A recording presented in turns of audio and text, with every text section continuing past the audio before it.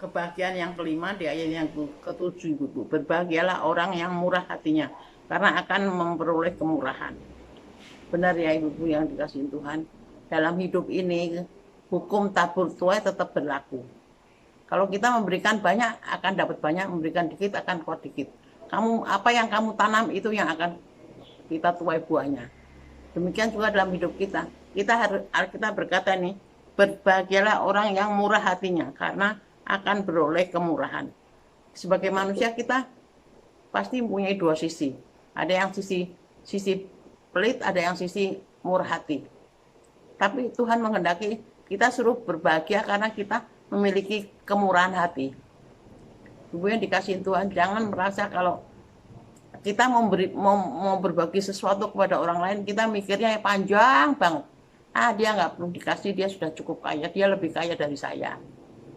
Nggak usah dikasih, saya sendiri nggak punya, saya sendiri kurang. Kalau kita mau berbagi kepada orang lain, kalau mengingat kurangnya tuh terus kurang kita.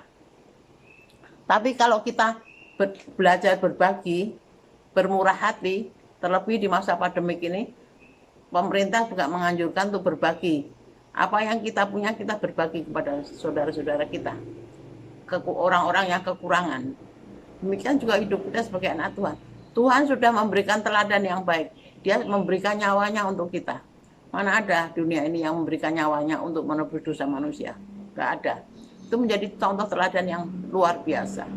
Tuhan nggak menuntut kita untuk memberikan nyawa kita untuk orang lain, tapi kita dituntut hanya bermurah hati. Murah hati itu relatif dari hati kita. Bukan berarti kalau kita murah hati harus dikasih semua apa yang kita punya, enggak. Yang penting kita punya hati yang mempunyai kemurahan hati, mempunyai hati yang rela. Itu yang Tuhan kehendaki dalam hidup kita. Supaya apa? Supaya kita juga memperoleh kemurahan. Kita berkata karena itu jangan takut. Jangan hitung-hitungan, karena matematikanya Tuhan sama matematika manusia itu nggak sama. Matematikanya Tuhan, apa yang nggak terpikirkan itu Tuhan kasih. Apa yang tidak pernah dilihat oleh mata itu Tuhan berikan kepada kita. Itulah dalam hidup sebagai anak-anak Tuhan, Ibu dikasih Tuhan.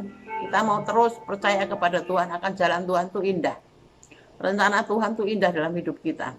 Yang penting kita memiliki hati kerendahan hati, memiliki kemurahan hati, itu yang Tuhan mau dalam hidup kita. Kalau kita punya kemurahan, yang penting ada kemurahan dulu. Walaupun kita memberi sedikit, bagi orang lain mungkin pemberian kita itu sedikit, terlalu sedikit. Tapi yang penting kita punya kerelaan hati, kita punya kemurahan hati untuk memberi. Kemurahan hati untuk berbagi. Berbagi itu dalam segala hal. Berbagi dalam doa, berbagi dalam kebersamaan. Kalau berbagi dalam doa, jangan takut kalau kita belum berdoa untuk diri kita sendiri. Kita berdoa buat saudara kita dulu. Nanti Tuhan nggak akan pernah lewatkan kita. Ini yang berdoa buat ini, yang ini toh yang dikasih enggak. Yang kita berdoa pun kita akan diberikan berkatnya. Karena itu saudara yang dikasih Tuhan, jangan pernah kita merasa takut untuk berbagi. Itulah tujuan hidup kita sebagai anak-anak Tuhan.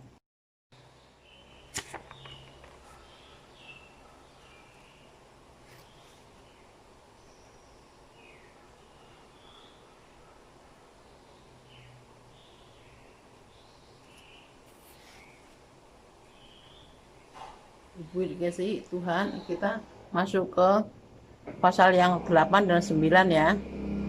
Nah, itu adalah kebahagiaan yang ke-6 dan 7 dan 8. Saya baca yang ke-8, berbahagialah orang yang dianiaya.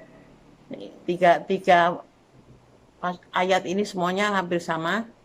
Tentu ibu-ibu semua udah ngerti apa maksud Tuhan dalam hidup kita, apa yang tujuan Tuhan dalam hidup kita. Yaitu ayat yang ke-12, bersukacitalah dan bergembiralah karena upahmu besar di surga. Kalau kita semua menjalani akan perintah Tuhan, ayat-ayat yang telah kita baca dari pasal yang ketiga, pasal yang kelima, ayat yang ketiga seterusnya, sampai ayat yang ke-11, itu adalah kebahagiaan yang ke-9. Berbahagialah kau jika dianiaya dalam nama Tuhan. Itu jelas ya, kita tahu banyak sekali yang mengalami hal-hal yang demikian. Dari keluarga tidak menghendaki untuk dia masuk dalam Tuhan, dalam keluarga nggak menghendaki dia menjadi pelayan Tuhan, itu banyak aniaya yang dia terima. Tetapi kalau kita terus kekeh dalam Tuhan, maka Tuhan akan mengatur hidup kita Semuanya indah pada waktunya dan kita akan mengalami sukacita. Kalau kita mengalami sukacita, kita mendapat upah yang besar di surga. Karena itu ibu yang dikasih Tuhan, Efesus 5 ayat 15-16. Karena itu perhatikanlah kita hidup, supaya kita hidup jangan seperti orang bebal, tetapi seperti orang bijak. Kita terus belajar menjadi orang-orang yang bijak dalam pimpinan Tuhan. Karena itu jangan takut untuk melangkah. Sekian firman Tuhan.